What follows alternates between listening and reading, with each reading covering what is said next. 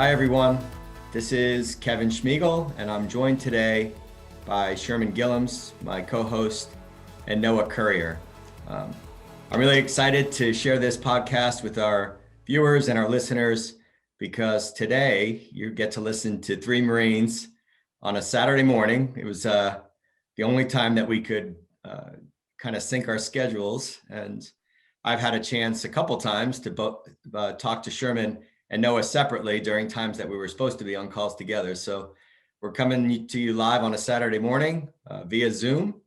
And this is really a relationship that Sherman's had for a long time now. So Sherman introduced me to Noah, and I've never been more excited to do a solidarity of service podcast than I am today. Noah is the founder and CEO of Oscar Mike. And Noah's story is really interesting. His journey is something that you'll all learn about today. In 2003, then 21-year-old corporal in the Marine Corps, Noah Currier from Poplar Grove, Illinois, was deployed to Iraq with Charlie Company, 1st LAR, as part of Operation Iraqi Freedom. 3 days after arriving home from combat, Noah and a fellow Marine were in a vehicle headed back to Camp Pendleton when the driver fell asleep at the wheel, sending their vehicle rolling down a hill in an embankment, and Noah suffered a severe paralyzing spinal cord injury from the accident. This story of strength and courage and resilience is really been inspiring to me, getting to know Noah just over 2 one-hour phone calls. And I want to take you on that journey too, and get you to know Noah a little bit better too. I'm wearing 2 things in honor of that journey today, and I'm going to talk about it on the front end and on the back end. So this hat that I wear that you've all seen from time to time is a hat that I got from an organization called TAPS, Tragedy Assistance Program for Survivors. And it means the world to me because when I received this hat, I was going through a pretty rough time myself. And it was at an event with TAPS where I found kind of my renewed sense of purpose and what I had to do with my life. So I wear this hat when I run. I wear it whenever I need a reminder. But that word courage on top of the hat is something you'll hear a lot about today. And the second thing is I'm wearing this really cool sweatshirt, which is an Oscar Mike sweatshirt, and a really cool story that I'm sure Noah can share in either in general or very specific terms. But it was designed by a veteran named Colonel Kenneth Lee, who's another hero who Noah knows. And part of his mission at Oscar Mike is to highlight those heroes and help them find a sense of purpose too. So I talk much more than I should, but I'm going to turn it over to my good friend, Sherman Gillums, to kick this podcast off. All right. Well, thank you, Kevin. I appreciate you kicking it over to me on this Saturday morning when we've managed to drag ourselves out of the rack and get together, which I always look forward to. No, it's always good to see you again. It's been I think I saw you right before COVID shut everything down. I was out there around your way to help celebrate the anniversary of an amazingly successful company that you're running. Before we get into that, though, you didn't just fall into this success. You had to earn it the hard way. It began in the desert in Iraq, and you earned your courage stripes, like a lot of Marines did, defending the country, and the invasion of Fallujah was a big part of your biography. But I met you after you came back and you had the unfortunate accident, and you were on the spinal cord injury unit as a new injury. I had been there a couple of years, and I saw you were a Marine, although I wouldn't have recognized you because you had the green hair going, and the inner DI in me, I had to deal with that for a minute. But on a more serious note, one thing I did notice about you is the way you handled what you were going through, which was, it wasn't astonishing in that you had a smile on your face as you went through it, but you actually went through it with a lot of strength and resilience. And so, which isn't surprising given your Marine Corps service, but being injured the way that you and I were, it's a different experience, and you were able to put courage and resilience on display. But even after that, your life took some hits.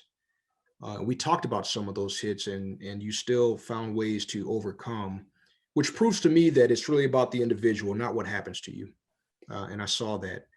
But to make your life even more complicated, you came to me one day and said, I want to start this business. And I think I had just graduated from graduate school, and I'm thinking, man, there's a lot to this, young man. You slow down, and I'm glad you didn't listen to me, because what you've done is prove that it's not some education institution. It's not um, some uniform you wear. It's just something in you. It's just something in you that pushes you. And on top of starting a successful business, you made it important from the very beginning to serve within the context of business. And you said, I believe you said, I want to send veterans who went through what I went through to these camps and these retreats and these opportunities to recover through camaraderie, through sports, and all the things that bring us together and make us stronger. So that was a part of your business design from the very beginning. We'll get into all that stuff, but what was it about serving and that feeling of that idea of service that was so important that you had to bake that into your original business model from the very beginning? Well, first off, thanks for having me today. I've been excited about this all week, getting to talk to you guys. And First, a couple corrections, or at least acknowledgments. The green hair. If you remember, I still had a tube in my throat and a neck brace on, so I didn't really have a whole lot of say in the dyeing of my hair. That was the nurses having fun with me. But I didn't mind it at all. They were great nurses, and we had a blast in there, despite the situation I was in. And then I also can't take credit for being in Fallujah, because my injury was right before the Battle of Fallujah, but I was in the invasion, starting on day one, March 19th, 2003. As far as you touched on a lot of things there with how things got started and why and the reasoning, but I was gonna save a story till the end, but I think now might be the appropriate time, based on how you asked that question, to kind of share this. But when I was in the hospital, I don't know how much you remember about my time, but it was happening to me in real time, so I remember a lot of it. And I remember a couple different things really having an impact on me. And I remember when I finally did get the neck brace off, and that's right around the time when they start sitting you upright for the first time. And I don't know if you remember what that was like for you, but you get really sick, and it's real hard to sit upright because you've been horizontal for so long. And you just came in a couple times and were shooting the breeze with me about some stuff, and then you saw me trying to get down to rehab for the first couple times, where it was like when they first start you off, you're in your hospital bed doing it, and then eventually when you're able to sit upright, they start bringing you down to the gym, where you get to really start doing some things.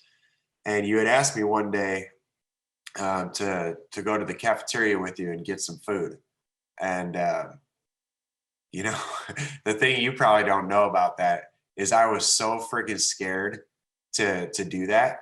And the reasons were, a million. When you become a quadriplegic, especially when you're new, you have to game out every possible outcome. And you have to think, like, how am I going to do this without passing out? How am I going to do this without peeing my pants? How am I going to do this without, like the list is just a mile long.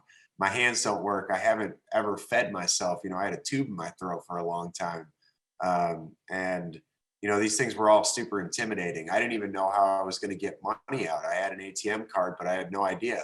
And, but I also couldn't say no, because you had already been there and done that. You were a fellow Marine, and I was genuinely curious, so all of these things had me say yes to you. And we went down the hall, and I started asking questions, but the first thing you did was you took me over to the ATM machine, and I watched you pull out money. And that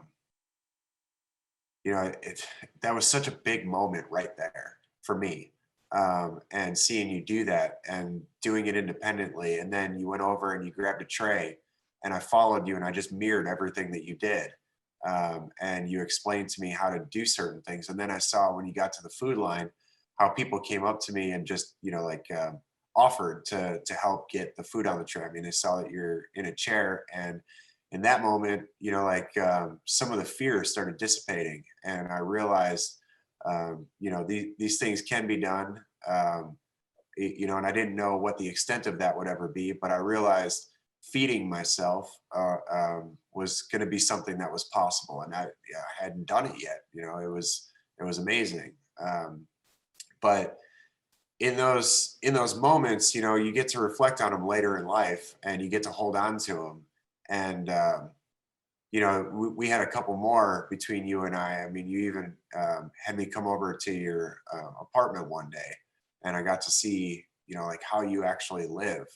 And I knew I was going to be going home to a garage that was remodeled into a bedroom, and I was going to have to, attempt to be independent and survive on my own. And seeing you operate in your environment like that let me know that independence and living comfortably was going to be an option. It might be a struggle, but I was going to figure it out. And especially since you had.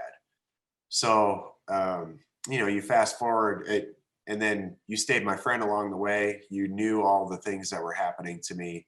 I had lost the love of my life shortly after in a car accident, tragically. And then you saw me go through the drugs and alcohol phase. I'm sure as a friend and as an outsider, that's tough to watch somebody going through, especially if you don't know how they're going to fare or come out on the other side, or if they ever will. And, I eventually did. And it probably took me half a dozen years maybe, but I made it out. And adaptive sports, I think, had a big role in that. Friends, other people who had kind of chewed the same dirt as me, other veterans who had been there, and then also been through some significant injuries.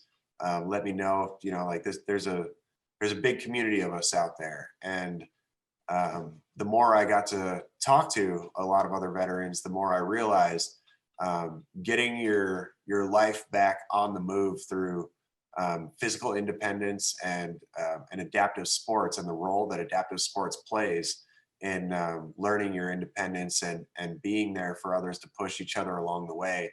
It seemed like one of those things that you did it for me, I've done it for some other guys, and we get to pay it forward. And, it would be such a disservice to our own community to not continue that, right? You do it in a million different ways, and I found my way to do it. And we've both, I think, attempted to build large networks around the intel and information that we've gotten along the way. And it's necessary to spread that. So, when I chose to do this, it started off as a nonprofit. We registered it, and it was going to take 2 years to get. So in the meantime, we filed for an LLC, and we knew that marketing the mission was going to be paramount to its success. So doing things like offering some swag, some T-shirts and hats and hoodies and things like that was going to be the first order of business. So we did that, but we did it under an LLC, and it took almost 2 years for the nonprofit to get approved at the time, because there was such a long backlog. And once it got approved, we were already full swing with the apparel company, and we started supplying other people their gear. We started coming out with new designs, and at that point, there was really no turning back. It was already on the move. Oscar Mike, and so we continued, and we pressed on. I mean, we probably could have stopped. It's not like we had a huge company. We weren't doing much sales. And, when you talk about the early days, I had no business, and you probably knew that getting into business.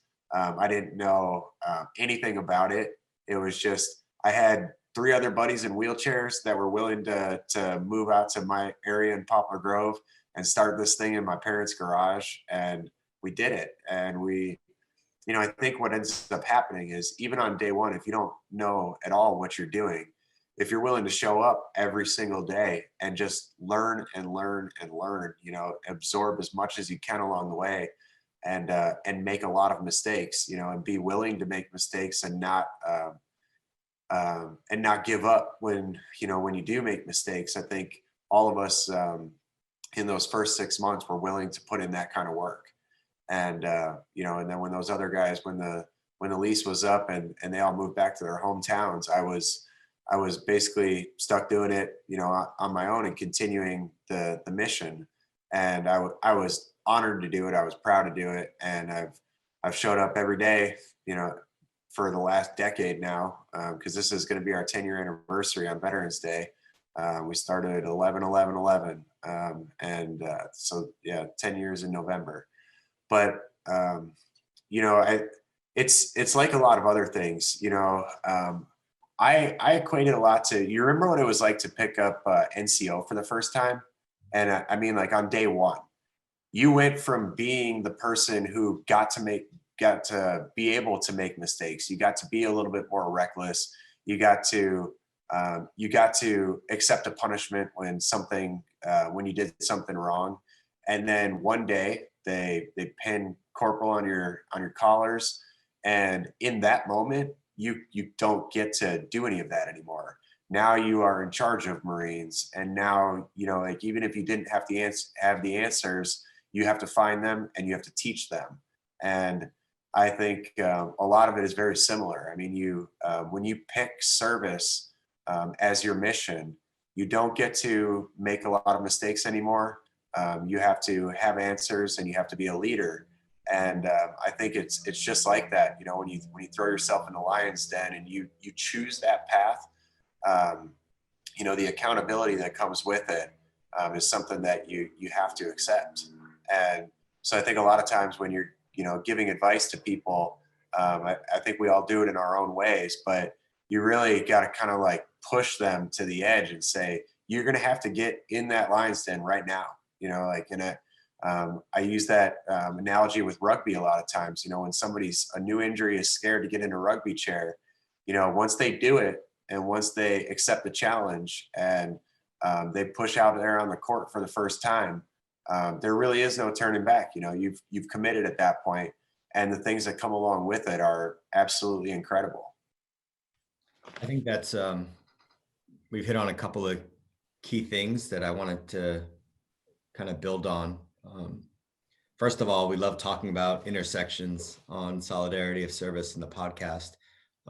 Operation Gratitude was actually started on March 19th of 2003, the day the invasion of Iraq started. And our founder, Carolyn Blashik, sent the first 4 care packages to soldiers in Iraq to show them there were people back home who cared about them and appreciated their service. So that was an impactful day. It was. And to think that started on someone's dining room table, much like you started Oscar Mike in the garage. Much like I started an organization called Hiring Our Heroes in a little office that had no windows in a very big building downtown DC. The one thing that also intersects for me in my mind and in my heart is the name of your organization and what Oscar Mike means and what On the Move means, because Sherman and I will tell you, we say it all the time, actions speak louder than words. And there's so many people out in this space who talk a lot about what needs to be done. And if you're focused on doing the things that must be done to make change and to impact lives, you're going to get it done. So Oscar Mike, to me, is analogous to action speaking louder than words. And for the last 3 years in my role, I've met so many people like you who have inspired me to continue down that path and not worry about the accolades and not worry about what happens, because good things will happen if you're trying to help other people. And I want to talk about that for the next question. And I want you to answer it exactly the way you answered Sherman. Share as much as you want, but there are 2 things that come to mind: community and sense of purpose. And really, those are the two things that save all of us. Having a community of people who understand and share a common experience, and having a sense of purpose and being able to get out of bed every morning to make an impact saves people. So from my experience, there are two people, one of whom has been on our podcast, a Gold Star mother named Janice Chance, who lost her son in 2008 in Afghanistan. And every day she wakes up to honor his legacy of service. And her sense of purpose is to do that. But that is what helped her get out of bed that very first time when she lost her son. And she's helped thousands and thousands of moms like her. And she's created her own community in Maryland with Gold Star moms. And she gives them a sense of purpose every day. And then I was talking to an 82-year-old knitter and crocheter, who, you'll love this, Noah. She made this amigurumi figure for me. But I was on the phone with her the Saturday after I got this in the mail. And she said, Kevin, I want you to know that what you do for our men and women in uniform is only equaled by the impact that you make for your volunteers. And she said to me on the phone, you give me a sense of purpose. You give me a reason to get out of bed every morning. And it wasn't about her knitting scarves from, Marines or soldiers or airmen or sailors overseas. She was part of a community of knitters and crocheters who meet on calls like this once a week, and they got to know each other and they shared that experience. And she was alone and afraid, and she found her sense of purpose with Operation Gratitude. So I would love for you to talk about those two things, and first in the context of how it impacted you, right? Having a community, having a sense of purpose. Sherman's part of that community, clearly, but how you got to that stage and how you got to the point where you realized that in your own life and then wanted that for others and helped build that community that you're part of and gave other people like you a sense of purpose. Talk about the compound and all the things that are going on with Oscar Mike. All right. Well, that's an incredible story that you shared, and that is kind of the perfect example of starting your own community around what needs to be done, especially after it's impacted you, and the paying it forward, and the community that gets built organically around a mission like that is capable of changing lives. And with me, the purpose part of it. I just briefly touched on this a little earlier, but when I was going through my rough phase, we'll call it, I was doing a lot of things that were not healthy and were, hurting myself, but I didn't have any purpose. I didn't even have a desire to carry on at that time. It was just kind of like, how fast can I get to the finish line from here? Because I'm ready. And then, I don't know how, it happens. People search for purpose all the time, or they wonder where it's going to come from. But I think that a lot of times, it's such a gradual thing, and or maybe somebody steps in at the right moment, and you do this thing this one time, and then it becomes something you do again, and then you do it again. And before you know it, it becomes a habit. Like I became addicted to doing things. There was a moment where I went, to my first adaptive sporting event, and then I had immediately signed up for another one right after that. And about a month later, I was skydiving. I was enrolled in school again. Like all of these things kind of changed my trajectory. And the more things I was doing, especially going to class every day, like that became the new, routine. And,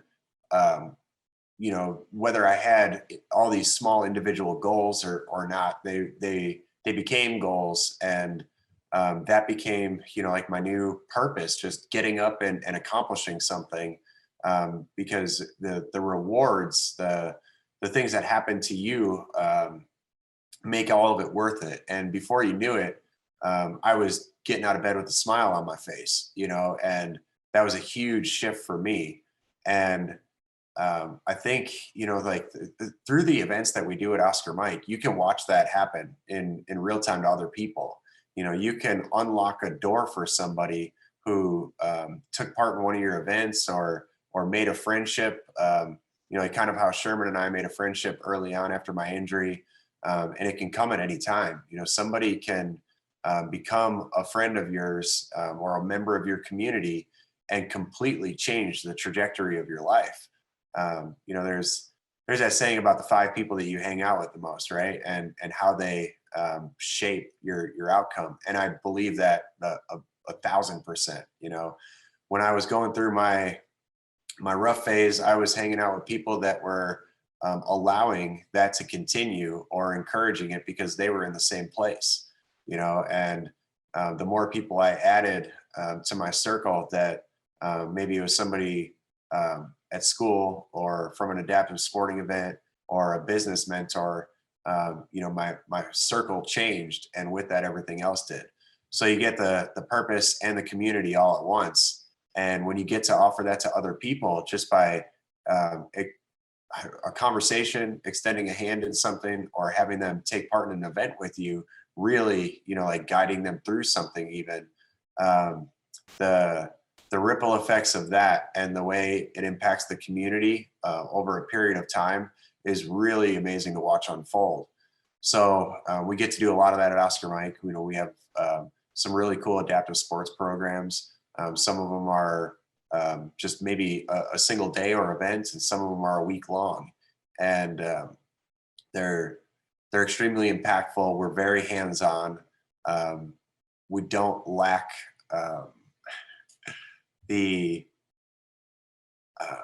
I think a lot of people wonder how they can help somebody, or when they start a nonprofit, if it's making a difference.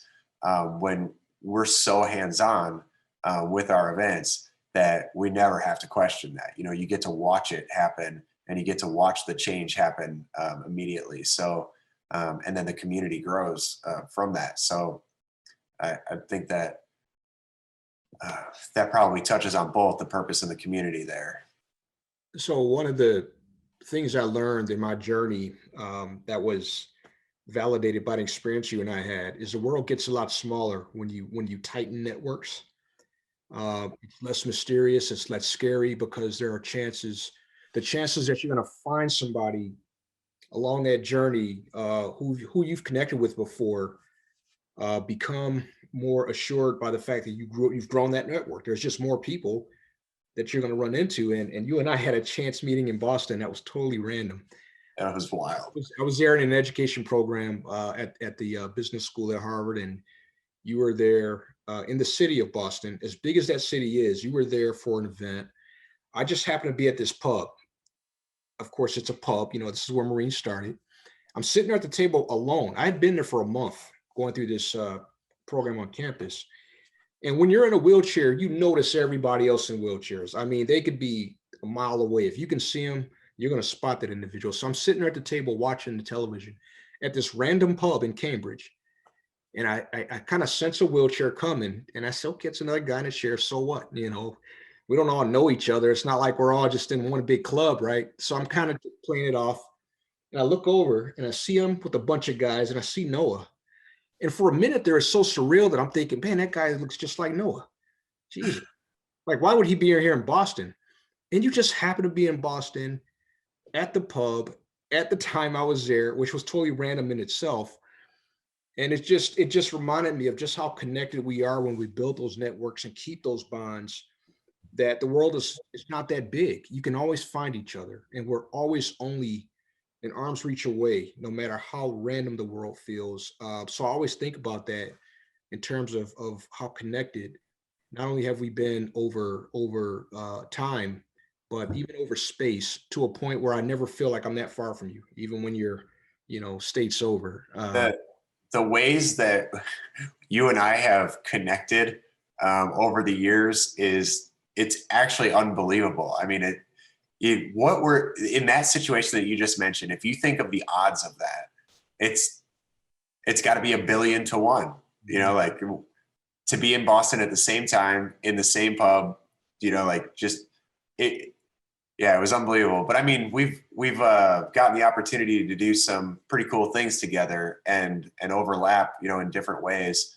And I always come back to that time that you and I got to speak at the Yale Club. You remember that? That was one of the coolest speaking engagements that I've ever gotten to do, because it was just you and I on that stage talking.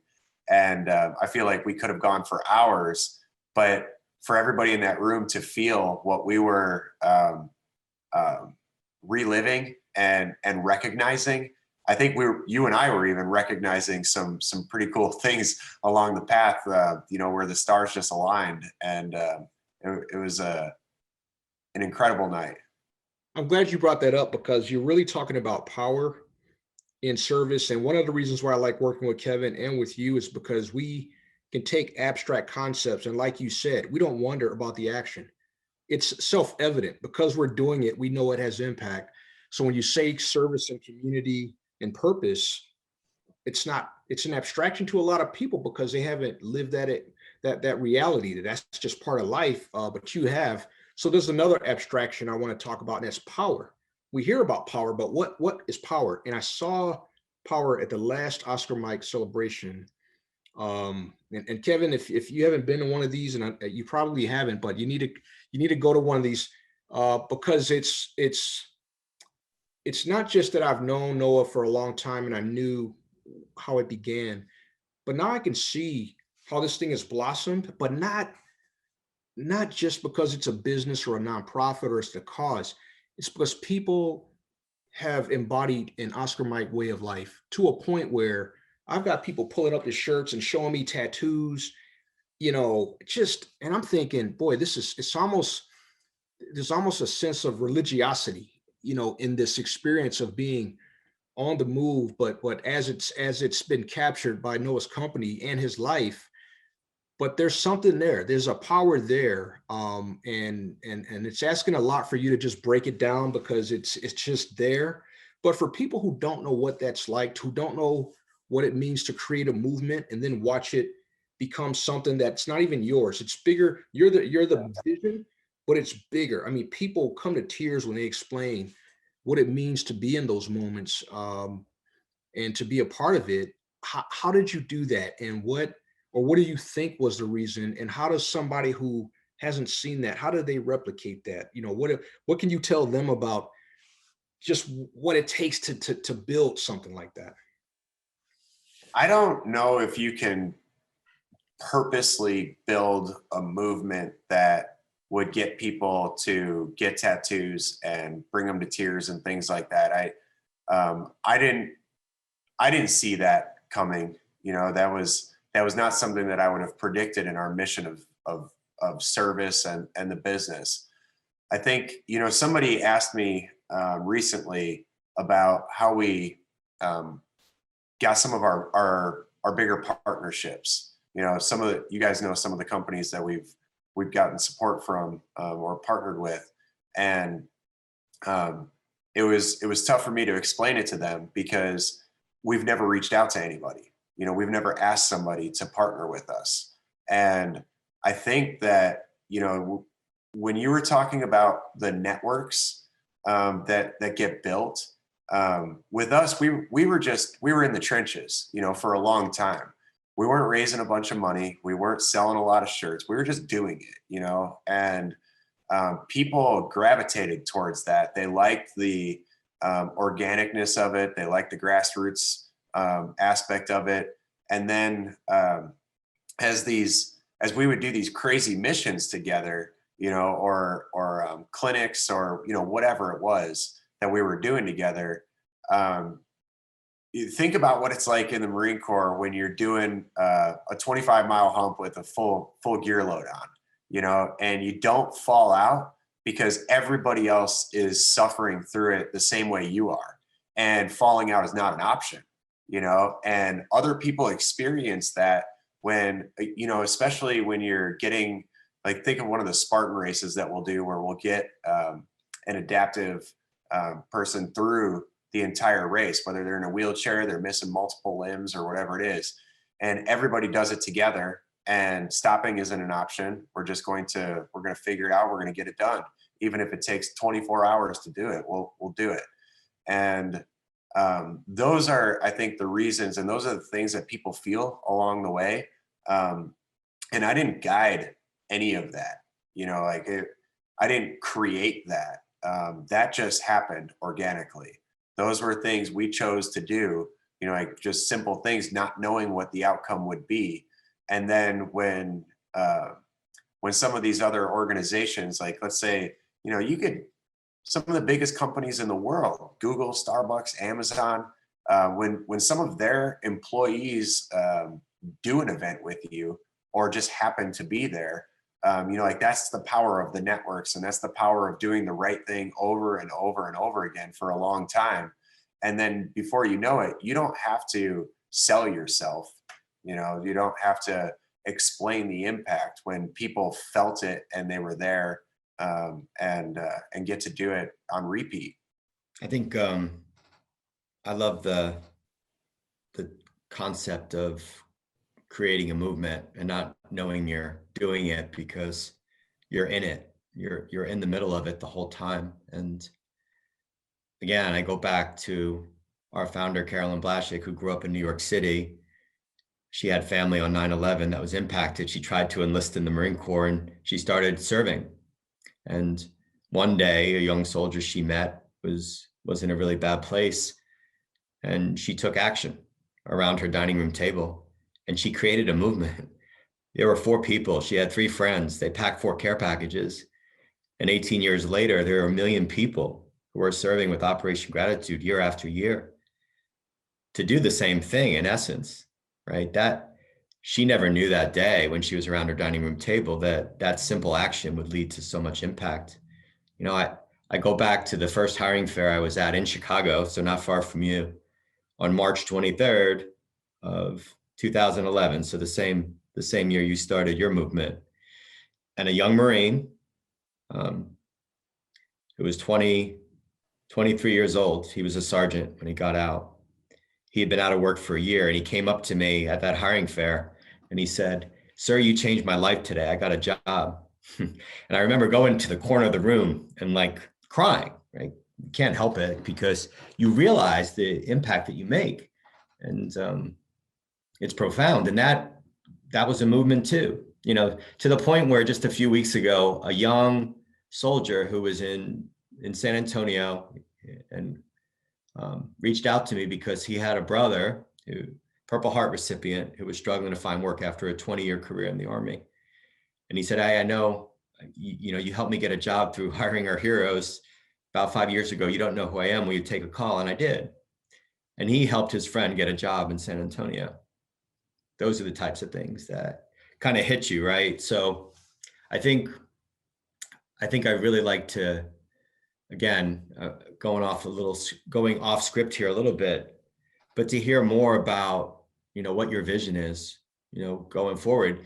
The reality is, once you realize that you've done what you've done, you have a responsibility now, Noah, right? And it's daunting to think about, but I know you have a vision because I talked to you and you've embraced that responsibility. And for someone like me, someone like Sherman, to see that, we saw that in you from the very beginning, right? I saw it after 2 conversations. Sherman has seen it from some really difficult times to other intersections. But what is your vision? What do you see happening next for Oscar Mike? What do you want to do? Well, I think that what we've been able to help people get their own lives back on the move, whether you're able-bodied or disabled, or you're dealing with some sort of injury, or even the invisible wounds, and PTS and things like that. I think that there is a responsibility to continue to give people the opportunity to unlock those doors for themselves.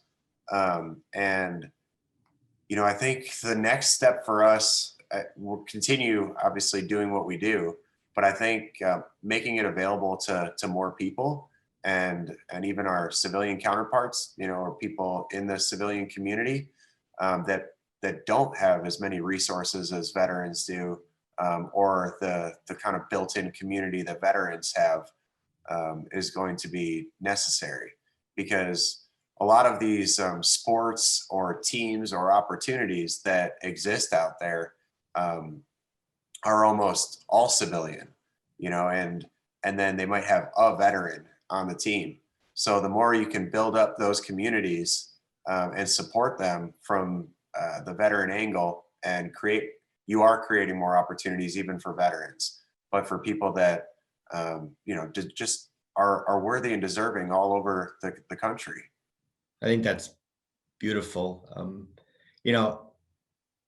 When I came to Operation Gratitude, I never thought that the sense of purpose we give our volunteers would have this equal impact on me as the leader of the organization, or even what we do for first responders versus what we do alongside what we do for military and veterans. It's touched me in a way that I never thought would. And it was unexpected. The fact that you're embracing helping people other than veterans that face some of the same challenges, you're going to create a community. You're going to bridge a divide that exists between civilians and veterans who face some of the same issues. And that's exactly what we do at Operation Gratitude. And that's great too, because if you think about what Sherman's done, for the past decade that I've known him, he's impacted so many men and women who face some of the same challenges that you both face. And now he realizes that he has a responsibility too, and has gone to an organization, a national organization that impacts not just veterans and first responders, but it also impacts civilians every day. And, we're at this intersections in our lives, the three of us as Marines, who never thought we would be in these positions for lots of different reasons. And we're starting to realize that we have responsibilities that go outside military and veterans. So I don't really have any other questions. I'm gonna let Sherman ask one or two more, and then I'll close out. Yeah, I want to, you mentioned the shirt that you're wearing right now is in honor of Ken Lee. He's a doctor who is phenomenal in spinal cord injury innovation research, and he's been a friend to Noah and to me for a long time. But I want to ask Noah a question. You did that shirt in honor of him, but one of the coolest things you did was you began to brand around individuals who are basically unsung heroes.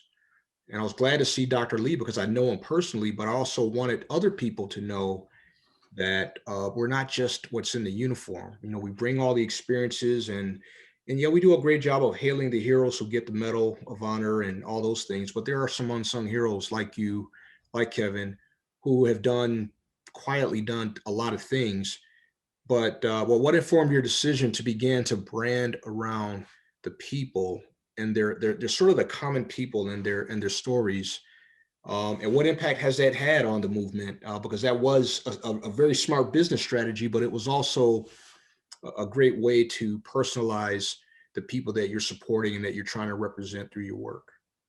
Well, I think over the years, watching professional sports has become less important to me.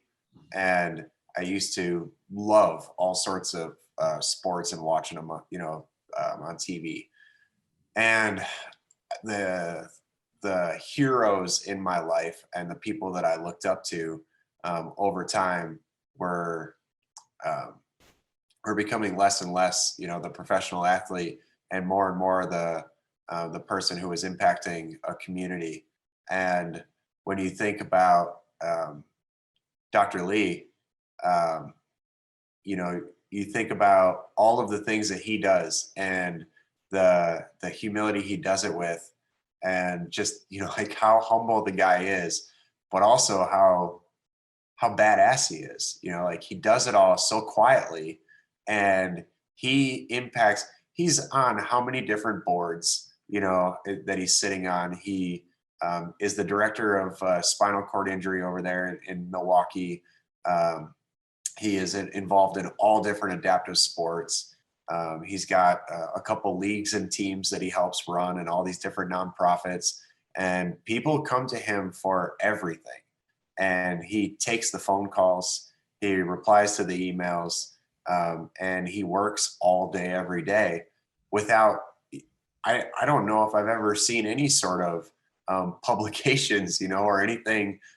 There's no spotlight on him. He just does it. And everybody that I forgot to mention, he survived an IED blast, by the way, earned Yeah. some distinction. I mean, that's just kind of a footnote to all this, because all these other things are great on their own. Right. Yeah. The fact that he's, full of shrapnel from head to toe is just another, thing. But he's an incredible human being. And I was just thinking how cool it would be if, like people wear professional athletes jerseys all the time.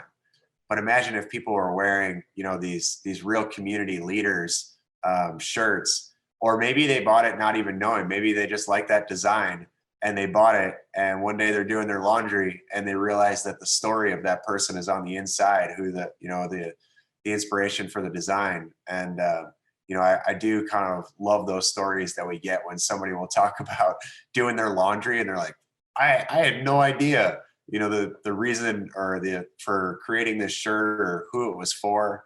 And, when they turn that shirt inside out, they realize. So, I think it was just another kind of selfish thing on our part, where we wanted to really honor the people in our lives that were leading the way in the community and keeping it on the move, or keeping themselves on the move, and the network that was building around them and intersecting them all.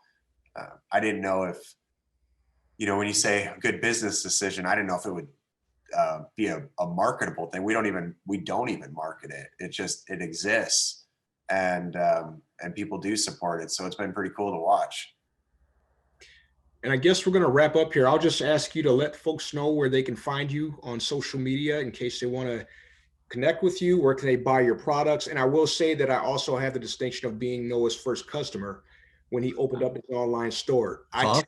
I was the guinea pig that had to test it out, and it showed up and I said, yeah, the thing works. And so I bought his very first shirts. But where can folks find you if they want to connect with you, Noah, and if they want to buy your products? If they want to check out the website, oscarmike.org. We're on all the social channels. And if you Google Oscar Mike, you can get pages of stuff. You can find us on all the different socials, and our YouTube videos and Vimeo and all that kind of stuff. I'm on social media, not as much as I should be, but I check it once in a great while. Definitely. That's because you're Oscar Mike. You don't have to worry about that social media stuff. Oh man, and I get so jealous when I watch Sherman, because he's so impactful through social media and the conversations that get started there. Sometimes I wish that I could do that, but I just, he's just a brilliant mind and writer. I don't mean to be kissing his butt here on the podcast, but he's so good at it, and he has to know it. I mean, everybody really leans on him when there are different discussions that from a national or global level that need some guidance and leadership. Sherman has taken on that responsibility, and he does a great job of it. But Oscar Mike and myself are both on, pretty much every social channel. And I think, I wake up every morning, and actually my wife does now too. And one of the first things we do is we check out Sherman's social media just to see what his message for the day is. You think about people's impact in your life, Noah, and obviously Sherman had a huge impact on yours. But these things that happen in life where you cross each other's paths again and again and again is not by chance. Things happen for a reason. And I think of Janice Chance, who I mentioned before. There's a reason she's in our lives too, and she's been on Solidarity of Service podcast. And even now, it's something as simple as a text on a day where I'm going through a really hard time and she sends me a beautiful message that lifts me up, shows you something, right? And, one of the things that I take away from this is, while it's not a pub in Boston or the Yale Club, I hope one day we'll look back at this podcast and we'll think the same thing, that we had this opportunity to tell your story and to learn more about you, which every time I get to hear you talk, I'm inspired more. And I want people who are listening and viewing to go to your website just like I did. And yeah, the design that I'm wearing today really resonated with me for lots of different reasons. But when I read Dr. Lee's story, that's why I bought the t-shirt, the sweatshirt. And I think there's a lot to be said for people to have that discovery. And they are heroes, and they need to be recognized alongside a lot of great athletes out there who people put on a pedestal and emulate. And these are the people, the heroes that we should emulate through our own service. You know, I think the last thing I want to do is let our viewers and listeners know that Operation Gratitude and Oscar Mike are going to partner going forward. And we're announcing on this podcast the intent to design a t-shirt with you and Oscar Mike so that people can give back through both our organizations to the communities we serve. So we're going to, on Remember Everyone Deployed Friday in the coming weeks, share that design with the world, and hopefully that will increase your impact and Operation Gratitude's impact on so many people like us who deserve a chance to serve too, and realize that ripple effect of service that we see every day in our work. So I want to thank you, Noah and Sherman, for joining me on a Saturday to share Noah's story with the world. And it's an honor for me to always join two Marines on a Saturday. I wish it was in a pub in Boston, but you know, during these crazy times with COVID, we'll do the next best thing. So thank you for giving me the opportunity. Thank you very much. It has been an honor. I'm excited about that project and working with you guys on that. You know, it's funny when we were scheduling this and the person sending out the emails asked my availability. It's like, for those two, I'll clear the schedule. Just name a time. You know, I was really looking forward to this. So it has been an honor. Thank you, guys. Thanks, everyone. Thanks for joining us for Solidarity of Service. See you next time.